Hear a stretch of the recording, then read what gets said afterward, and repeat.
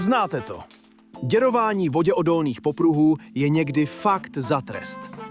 Často to skončí roztřepenou dírou, nedoseknutou nití uvnitř a vy pak musíte zbytečně bojovat s nůžkami. Tahle nová sada výměnných průbojníků to ale mění. Hlavní kouzlo je v ostrosti a přesnosti. Když nástroj upnete do lisu, vede ho naprosto kolmo. Díky tomu projede hladce i tou pevnou vnitřní textilií. Výsledek? Dokonale čistá dírka hned na první dobrou. Žádné otřepy, žádné dodělávky. Primárně jsou děrovače dělané na sériovku v lisu, ale průbojník můžete našroubovat i na ocelovou rukojeť. Nezapomeňte na kvalitní vysekávací podložku, ať si nástroj nestupíte.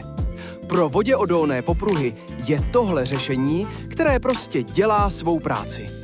Sami jsme o takovém už dlouho snili. Najdete ho na pethardware.com.